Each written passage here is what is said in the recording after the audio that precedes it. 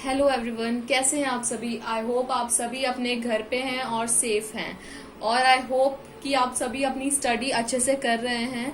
तो हम पढ़ रहे थे chapter micro organism, chapter number 2 of class 8 science. तो इसके पहले 3 वीडियोस आ चुकी हैं, 3 पार्ट्स में ये वीडियो आ चुकी है। तो आज इस वीडियो का 4th पार्ट है। आई होप ये चैप्टर आज खत्म हो जाएगा। तो इसके अगर किसी ने वो वीडियोस नहीं देखे हैं तो सबसे पहले वो तीनों वीडियोस देखें, उसके बाद ये वीडियो देखें, ठीक है। तो हम स्टार्ट करते हैं। आज हमें स्टार्ट करना था मेथड्स ऑफ फूड प्रिपरेशंस, ठीक है। तो हमने यहाँ तक पढ़ लिया था कि किस तरह से हमें फूड को प्रिजर्व करना है। अब हमें मेथड्स देखेंगे, क्या क्या मेथड्स होते हैं, इसके अलग अलग तरह के होते हैं, ठीक है। आपको पता भी होंगे, कुछ आपने सुना भी होगा अपने मम्मी से, ठीक है। तो हम एक बार इसमें भी देख लेते हैं। तो आप अपना पेज नंबर 37 ओपन कर लीजिए। Methods of food preservation by salting and sugar. अब सॉल्टिंग एंड शुगर से कैसे होता है। Fruit and vegetables are commonly preserve by using salt और शुगर। हम फ्रूट्स का और वेजिटेबल्स का कॉमनली प्रिजर्व कैसे करते हैं। जैसे पुराने जमाने में क्या होता था, फ्रिज व्रिज तो होते नहीं थे, तो क्या इसका हम शुगर का और सॉल्ट का यूज करके इनको क्या कर सकते हैं, फूड को प्रिजर्व रख सकते हैं। जैसे the food items are made into jams, jellies and pickles. In the jams sugar is used, ठीक है। जो आइटम्स होते हैं जैसे कि जैम्स हो गई, जेलीज हो गई, पिकल्स यानी कि अचार हो गए, जैम्स, शुगर इज यूज्ड। इनका किस लिए यूज किया जाता था, ताकि इस वजह से क्या होता है, ये खराब नहीं होते हैं। आपने देखा है पिकल होता है, उसको कहीं कहाँ रखते हैं, हम बाहर ही रखते हैं, फ्रिज में भी नहीं रखते, लेकिन वो बहुत टाइम तक खराब नहीं होता है, हम खा सकते हैं आराम से। जो जेलीज होती हैं, जैम्स होता है, ठीक है, इनको अगर हम फ्रिज में नहीं रखे हैं तो भी जनरली खराब नहीं होता है। इन पिकल्स सॉल्ट इज यूज्ड। तो अचार में तो क्या होता है, सॉल्ट का यूज होता है, इस वजह से क्या होता है, वो खराब नहीं होता है। तो salting is use to preserve raw mangoes, amla, tamarind etcetera. तो ये आम को, आंवला को, ठीक है, इन सबको प्रिजर्व रखने के लिए काम आता है क्या, salt. Even in the case of meat and fish salt is use for preservation. तो मीट और फिश को प्रिजर्व करने के लिए भी क्या आता है, सॉल्ट यूज में आता है। Sugar and salt remove water from the cells, there preventing growth of micro organism. जो सॉल्ट होते हैं और शुगर होते हैं वो क्या करते हैं, जो सेल्स होता है उसमें से वाटर को रिमूव कर देते हैं। तो इसकी वजह से क्या होता है, जो प्रिवेंटिंग यानी कि जो माइक्रो ऑर्गेनिज्म होती है उनकी ग्रोथ को हम प्रिवेंट कर सकते हैं, ठीक है, यानी कि रोक सकते हैं। सेकंड है by oil, vinegar and spices. हम ऑयल की हेल्प से, विनेगर की हेल्प से और स्पाइसेस की हेल्प से भी क्या कर सकते हैं, फूड को प्रिजर्व कर सकते हैं। Beside salt and sugar, oil, vinegar and spices are also used as preservations. These preservatives do not allow the growth of microorganisms and thus help in preserving the food items. तो जो ये होते हैं ना, salt हो गया, sugar हो गया, ठीक है, ऑयल हो गई, विनेगर, तो ये सब क्या करते हैं, ये जो स्पाइसेस होते हैं वो क्या करते हैं, जो माइक्रो ऑर्गेनिज्म होते हैं ना उनकी ग्रोथ को बढ़ने के लिए अलाउ नहीं करते हैं, यानी कि उनको माइक्रो ऑर्गेनिज्म की ग्रोथ को रोकते हैं और इस तरीके से वो फूड को प्रिजर्व कर सकते हैं।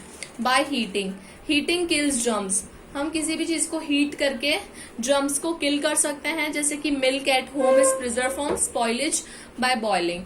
अब जैसे मिल्क है, मिल्क को हमें क्या करना होता है, बॉईल करके रखना होता है। हमेशा आपने देखा होगा जब दूध लेकर आते हैं तो उसको हम क्या करते हैं, बॉईल करने को चढ़ा देते हैं गैस के ऊपर, ताकि वो क्या होता है, खराब नहीं होता है। फिर उसको बॉईल करके ठंडा करके हम बहुत टाइम तक उसका यूज कर सकते हैं, ठीक है, वो खराब नहीं होगा।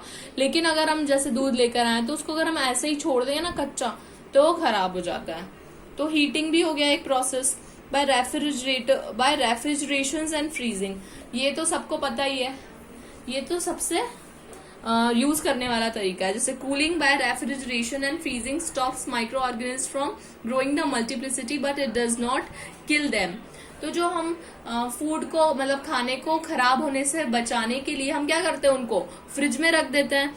तो फ्रिज में रखने से होता क्या है कि जैसे माइक्रो ऑर्गेनिज्म को वो किल तो नहीं कर सकता। जैसे हमने कोई खाना रख दिया फ्रिज में, ठीक है, तो है ना, वो माइक्रो ऑर्गेनिज्म को ग्रो करने से किल तो नहीं कर सकता, लेकिन उनको उनकी ग्रोथ को रोक सकता है, कहीं हद तक रोक देता है, ठीक है।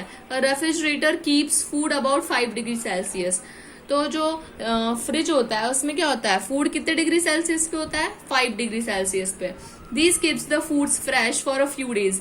इस वजह से कुछ दिनों के लिए हमारा फूड फ्रेश रह सकता है। और freezer preserves the food at below -18 degree Celsius. और जो फ्रीजर होता है, फ्रिज के अंदर फ्रीजर होता है, तो वो कितने डिग्री सेल्सियस का टेम्परेचर होता है उसमें, -18 डिग्री सेल्सियस तक का टेम्परेचर होता है उसमें। These stops all microbial activities and food can be preserved by many months। तो जैसे अगर हमने कोई भी चीज रख दी है फ्रीजर के अंदर, तो उसमें क्या होता है, जो सारी माइक्रोबायल एक्टिविटीज होती है, यानी कि जो माइक्रो ऑर्गेनिज्म का अटैक करना या ग्रोथ करना, वो सब क्या हो जाती है, बिल्कुल खत्म हो जाती है। ठीक है, तो वहां पे कोई माइक्रो ऑर्गेनिज्म अटैक वटैक नहीं कर सकता है। तो उसको हम बहुत टाइम तक क्या कर सकते हैं, बहुत सारे महीनों तक भी क्या कर सकते हैं, प्रिवेंट कर सकते हैं। ठीक है, तो frozen food should be thoroughly cooked and should not be left in the open for too long, otherwise the microbes can active again.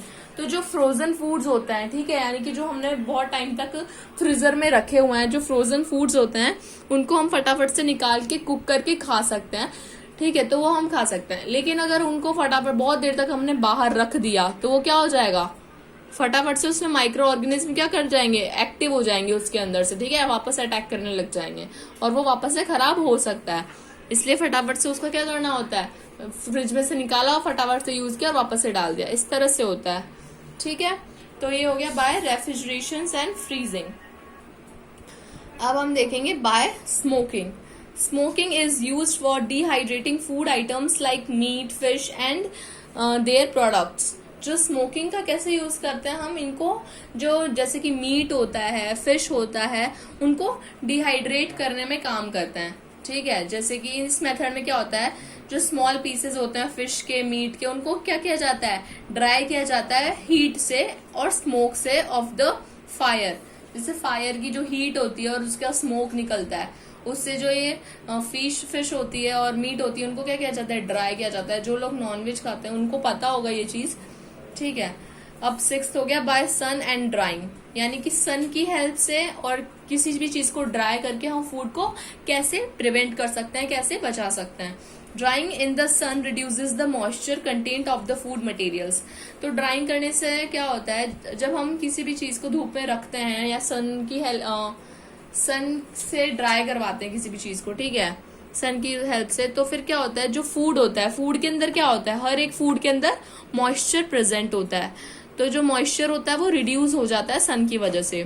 तो remove of water from food materials like vegetables, जैसे इस तरह से क्या करते हैं हम लोग, जैसे जो वेजिटेबल्स होती है जिसमें वाटर ज्यादा होता है, तो उनको क्या करवाते हैं, वाटर का रिमूव करवा देते हैं हम।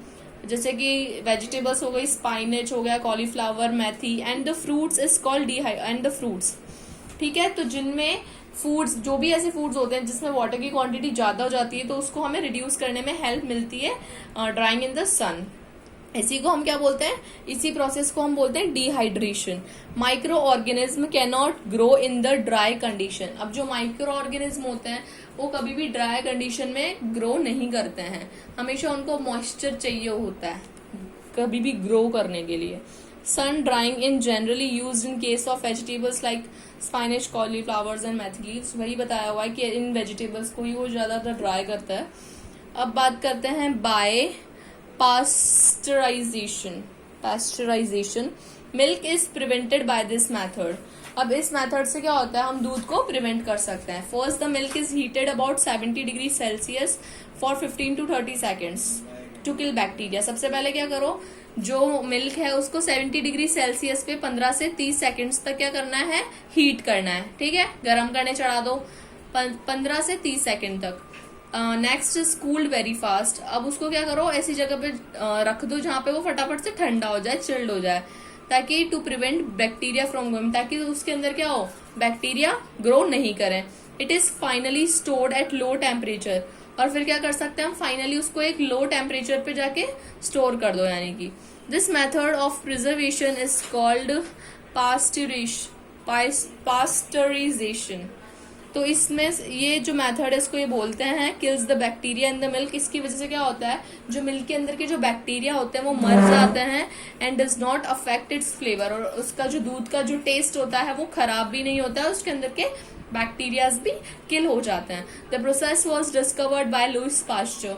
अब ये जो प्रोसेस था वो साइंटिस्ट लुइस पास्चर थे, उन्होंने डिस्कवर किया था, इसलिए इसको पास्चराइजेशन कहते हैं। Last and final is by proper storage and packing. हमें कोई भी फूड को स्टोर करना है या प्रिजर्व करना है तो हम उसको पैक करके प्रॉपर पैकिंग के साथ हम उसको प्रिजर्व कर सकते हैं। जैसे कि it is common practice these days to pack dry fruits and vegetables in sealed airtight packets. These prevents the food items from the attack of microbes.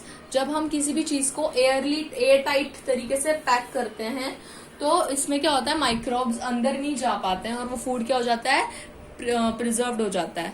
अब जैसे आपने बहुत ज्यादा देखा होगा, आजकल तो वैसे भी हर चीज में ही पैक्ड फूड मिलता है। बहुत सारे ऐसी चीजें होती है जैसे कि हम पैकेज मतलब हम कभी भी मार्केट जाते हैं, ठीक है, मार्केट में बहुत सारी ऐसी चीजें होती है जिनको हम क्या करते हैं, घर पे लाके उसको फटाफट से बना लेते हैं। वो क्योंकि पैकेट्स में होती है, पैकेट्स में लेके घर पे आके बना के और रख देते हैं, ठीक है। तो आजकल तो यही चल रहा है, पैकिंग वाली चीजें, तो उससे क्या रहता है, फूड प्रिजर्व्ड रहता है, ठीक है। अब हम अपना नेक्स्ट टॉपिक स्टार्ट करते हैं, नाइट्रोजन साइकिल। आपने नाइट्रोजन साइकिल के बारे में पहले भी थोड़ा बहुत पढ़ा होगा, लेकिन आज हम काफी डिटेल से पढ़ेंगे। अब स्टार्ट करते हैं। Our atmosphere contains about 78% of nitrogen which exists in a molecular form of N2. Nitrogen is an essential constituent of living organism. हमारे एटमॉस्फेयर में जो नाइट्रोजन है वो 78% है और ये किस फॉर्म में एग्जिस्ट करती है, N2 फॉर्म में, यानी कि जो N2 कंपाउंड होता है उस फॉर्म में एग्जिस्ट करती है। नाइट्रोजन एक एसेंशियल कॉन्स्टिट्यूएंट है, यानी कि एक लिविंग ऑर्गेनिज्म के लिए एसेंशियल है ये जो नाइट्रोजन होती है। It is an important component of proteins, nucleic acid. ये एक इम्पॉर्टेंट कंपाउंड है और इम्पॉर्टेंट प्रोटीन होता है किसके लिए, nucleic acid, chlorophyll and many other compounds. The atmospheric nitrogen cannot be used in its elemental form directly by plants and animals. जो nitrogen होती है, जो हमारी एटमॉस्फेयर में प्रेजेंट होती है जो नाइट्रोजन, उसको हम डायरेक्टली यूज नहीं करते हैं। उसका मतलब जो एलिमेंट्री फॉर्म होता है उस एलिमेंटल फॉर्म का डायरेक्टली यूज नहीं करते हैं, पहले उसको कंपाउंड्स में चेंज करते हैं, उसी के बाद हम उसका यूज करते हैं, प्लांट्स और एनिमल्स जो भी। It has to be converted into compounds of nitrogen. जैसे कि उसके नाइट्रोजन के कंपाउंड्स क्या होते हैं, जैसे कि नाइट्रेट्स हो गया, इनमें कन्वर्ट होती है, उसके बाद हम एनिमल्स और प्लांट्स उसका यूज में लेते हैं। Certain bacteria and blue green algae present in the soil do this process of conversion. तो जो सर्टेन बैक्टीरिया होते हैं जैसे कि ब्लू ग्रीन एल्गी होते हैं, वो क्या होता है, सॉइल में प्रेजेंट होते हैं, ठीक है, do this process of conversion. और क्या करवाते हैं, जो ये कन्वर्जन का प्रोसेस होता है उसमें हेल्प करते हैं। Once nitrogen is converted into usable,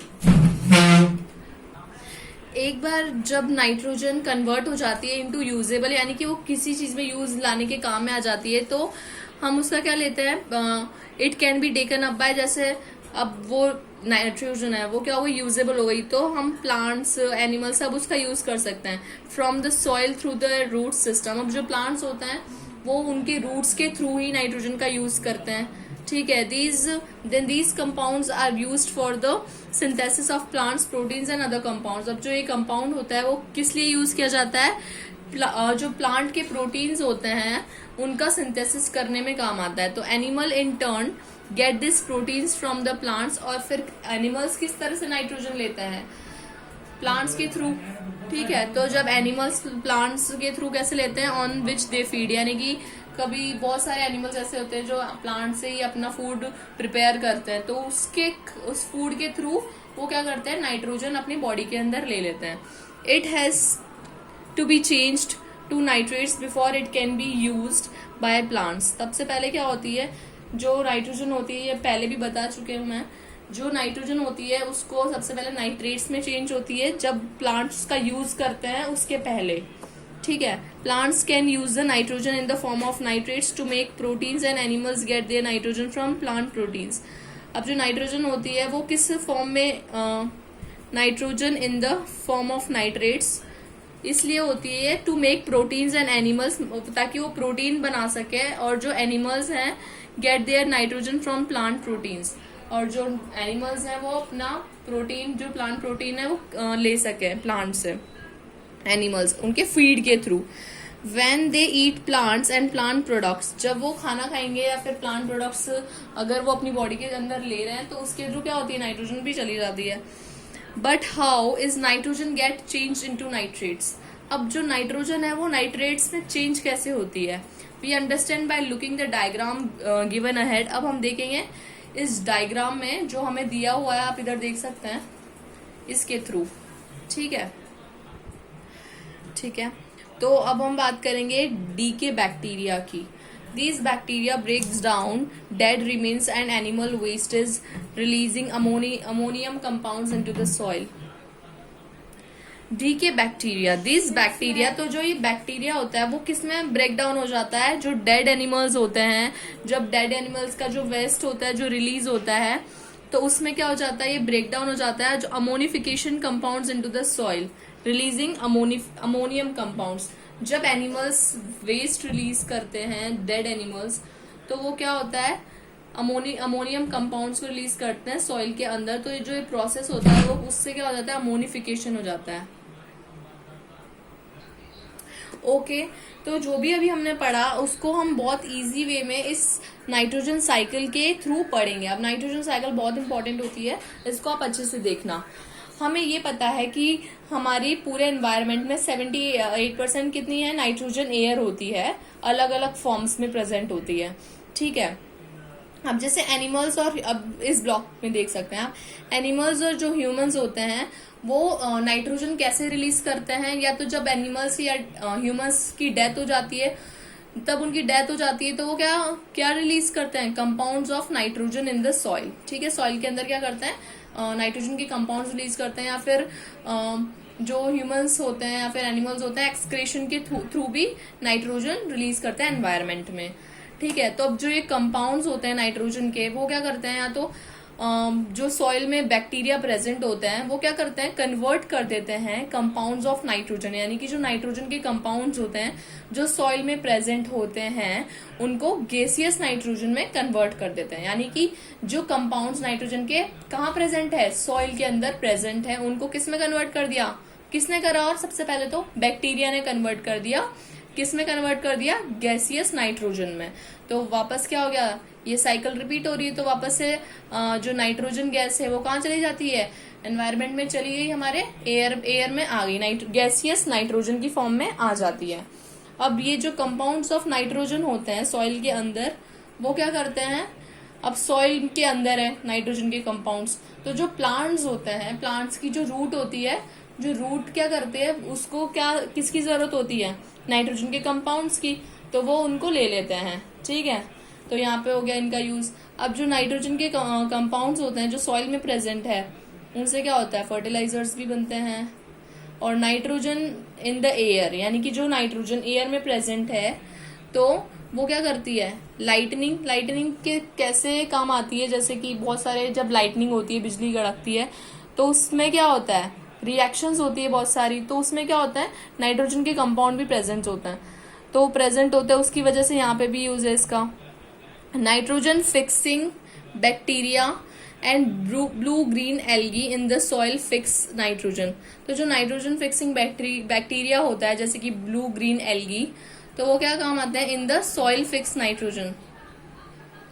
अब ये जो साइकिल है पूरी, ये क्या चलती रहती है, आप देख सकते हैं, ये यहाँ से हर तरह से चलती रहती है। तो ये है आपकी नाइट्रोजन साइकिल, जो आपको बनानी आनी चाहिए, आपको लर्न होना चाहिए। इसके बाद ये आता है, इसके बाद ये आता है, तो ये आपको लर्न होनी चाहिए। तो आप इसको अपनी कॉपी में जरूर बनाइए, जिसमें आप अपना होमवर्क करते हैं उसमें आपको ये नाइट्रोजन साइकिल जरूर बनानी है।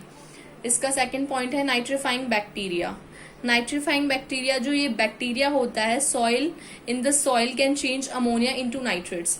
ये बैक्टीरिया कहाँ होता है, सॉइल में, तो वो क्या करता है, जो सॉइल के अंदर सॉइल को चेंज कर देता है, इन the soil can change the ammonia into nitrates, ammonia से नाइट्रेट्स में चेंज कर देता है जो ये बैक्टीरिया होता है। Ammonia is another chemical that contains nitrogen. Ammonia क्या है, एक अनदर केमिकल है जो क्या करता है, नाइट्रोजन कंटेन करता है। It is a present in animal waste and dead remains. और ये किस में प्रेजेंट होता है? जो एनिमल वेस्ट होता है या फिर जो एनिमल्स मर जाते हैं उनमें प्रेजेंट होता है। इसको बोलते हैं हम nitrification. This process is called nitrification. Nitrogen fixing bacteria, table में भी आया था इसके बारे में। दिस बैक्टीरिया, जैसे कि इस बैक्टीरिया का नाम क्या है? एजिटोबैक्टर। तो जो ये बैक्टीरिया होता है azotobacter are found in the soil, ये हमें सॉइल में, मिट्टी में पाया जाता है। They convert nitrogen from the air into nitrates. तो ये किसको कन्वर्ट करता है? दे कन्वर्ट नाइट्रोजन को नाइट्रेट्स में कन्वर्ट करता है। Plants take up the nitrates with their roots. अब जो प्लांट्स होते हैं वो क्या करते हैं? नाइट्रेट को उनकी रूट्स के थ्रू अपने अंदर इनहेल करते हैं। और नाइट्रोजन फिक्सिंग बैक्टीरिया जैसे कि राइजोबियम, इनके नेम्स आप लर्न कर सकते हैं कि राइजोबियम, नाइट्रोजन फिक्सिंग बैक्टीरिया अगर आपसे पूछे तो rhizobium are also found in the roots of leguminous plant. अब जो ये बैक्टीरिया होता है नाइट्रोजन फिक्सिंग बैक्टीरिया, वो लेगमिनियस प्लांट्स की रूट्स में भी पाया जाता है, जैसे कि पीज हो गया, बीन्स हो गए, इनमें पाया जाता है। These bacteria makes lumps on the roots called root nodules। और जो ये बैक्टीरिया होता है रूट्स के अंदर लम्प्स बना लेता है, ठीक है, उनको हम बोल देते हैं root nodules. They can change nitrogen into nitrates, और ये नाइट्रोजन को नाइट्रेट्स में चेंज कर देते हैं। That the leguminous plants can use, जिसको क्या करते हैं, जो लेगमिनियस प्लांट्स होते हैं वो क्या कर लेते हैं? यूज कर लेते हैं एज अ नाइट्रोजन कंपाउंड्स। अब lightning, the high temperature of lightning discharge cause some of the nitrogen and oxygen. जो हाई टेम्परेचर होता है, यानी कि जब बहुत ज्यादा टेम्परेचर में बिजली कड़क रही होती है, तो वो क्या डिस्चार्ज करती है? Cause some of the nitrogen and oxygen in the air to combine and form oxides of nitrogen. These oxides in the rain are washed into soil as acids where they form nitrates। ठीक है, तो इस point में क्या explain किया हुआ है कि जब हमारे बारिश होती है तो बारिश में क्या होता है, किस वजह से होती है? जैसे कि बारिश होती है तो हम, जैसे the high temperature of lightning, जब बारिश होती है तब क्या होता है? हाई टेम्परेचर तो होता ही है। तो जब नाइट्रोजन और ऑक्सीजन रिएक्ट करते हैं तो क्या होती है? लाइटनिंग होती है। लाइटनिंग मतलब बिजली कड़कती है। जब नाइट्रोजन और ऑक्सीजन रिएक्ट करते हैं तो वो क्या बना लेते हैं? एक ऑक्साइड बना लेते हैं। और ऑक्साइड क्या चल जाता है? जब बारिश होती है उसके थ्रू सॉइल में चल जाता है, यानी कि हमारे मिट्टी में चल जाता है, सॉइल में चल जाता है। और वो क्या करता है? उसकी वजह से एक एसिड बनता है, और वो जो एसिड होता है वो नाइट्रोजन के कंपाउंड्स बना देता है। ठीक है, इस फॉर्म में क्या होती है? लाइटनिंग के फॉर्म में जो हमारे नाइट्रोजन के कंपाउंड्स होते हैं या फिर जो नाइट्रेट होती है वो हमारे सॉइल के अंदर आ जाती है और नाइट्रोजन के कंपाउंड्स बना लेती है, जैसे कि नाइट्रेट्स। ठीक है, तो ये एक लाइटनिंग का प्रोसेस होता है जो हमारी जो गैसियस नाइट्रोजन होती है उसको नाइट्रोजन के कंपाउंड्स में कन्वर्जन हो जाता है उसका। ठीक है, तो आपका ये जो आज का